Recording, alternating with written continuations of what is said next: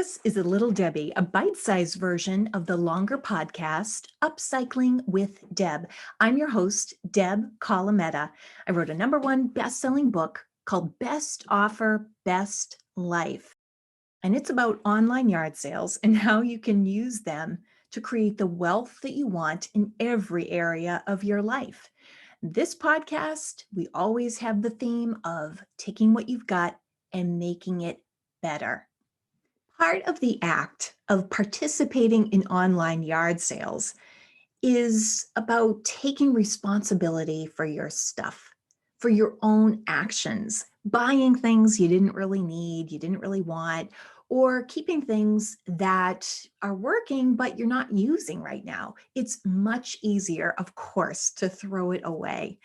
And it's definitely appropriate in some cases, but you won't change your ways until you change your ways. Finding a new home for certain items means taking responsibility for something that you let into your space. It's difficult to face the music in that way, but it's a very important part of the process. It can be uncomfortable, it can be time consuming, but what you're going to get out of it is a transformation. Donating working items does take a little bit more effort, and online yard sales can mean a lot more intention, mindfulness, or work.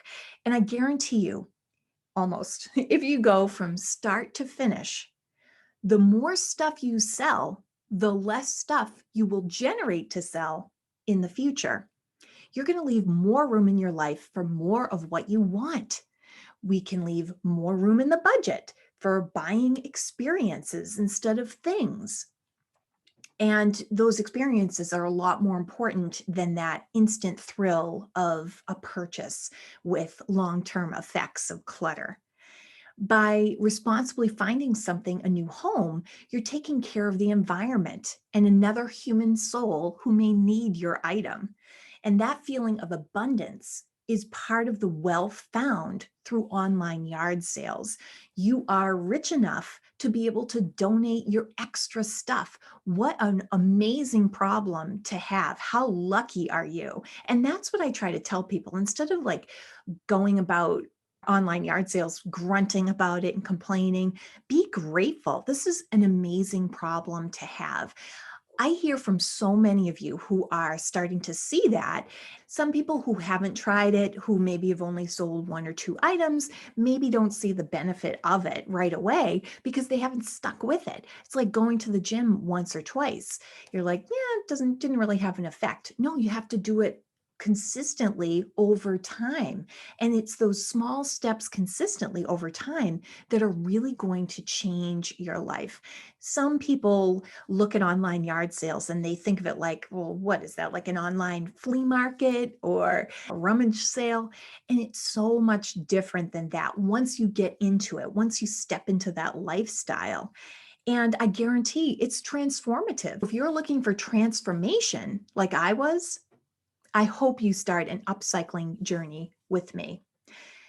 All that being said, I want to give you some advice that I give in all of my workshops, if I may.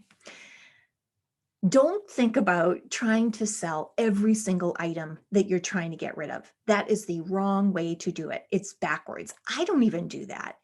What you want to do is focus on selling some of the most valuable items that you have, things with universal appeal, things that are in really good condition, things you don't have any emotional attachment to. Start there. Make it worth your while. If you get caught up in some of the onesie twosie, $5, $10 sales, you're going to quit faster than you begin. It's not worth your time. It's not worth my time. I only do that on occasion. Yeah, I do sell things at that price point on occasion, but it takes the same amount of effort as selling a couch for $100 or $200. So I'm going to aim for the things that I know I can sell that are going to bring me a little bit more cash and make it worth my while. And the rest of the stuff, I donate. Now, even with the pandemic, there are still many organizations accepting your used items that are still in working condition.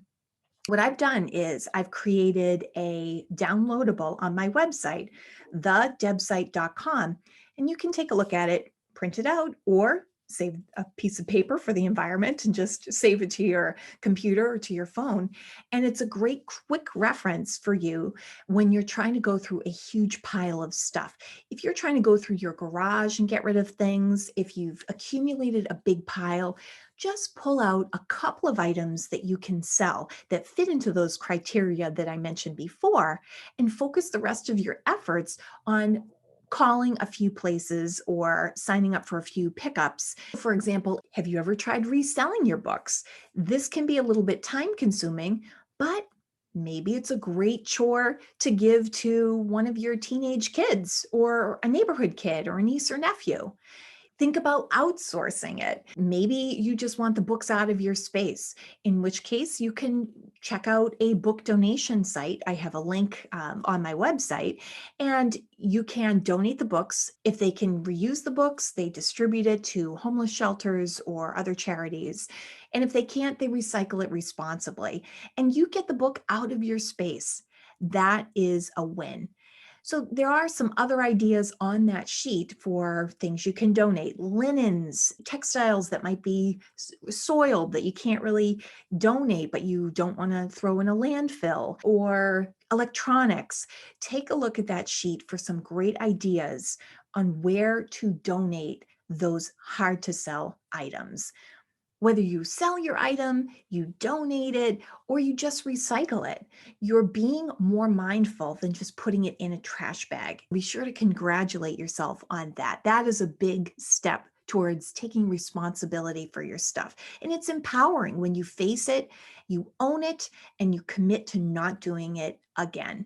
The feeling of more square footage in your house, even if you just donate the things, that's like money in the bank. And passing your items forward to someone who can use them gives you a good feeling that is its own currency. It's still a positive and worthwhile activity. I hope that you'll give it a good try.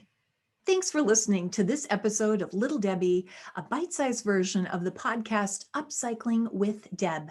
I'm your host, Deb Colameta. You can reach me on Twitter, Facebook, and Instagram at Deb Colameta. I hope you'll get your free downloadable guide on my website, thedebsite.com.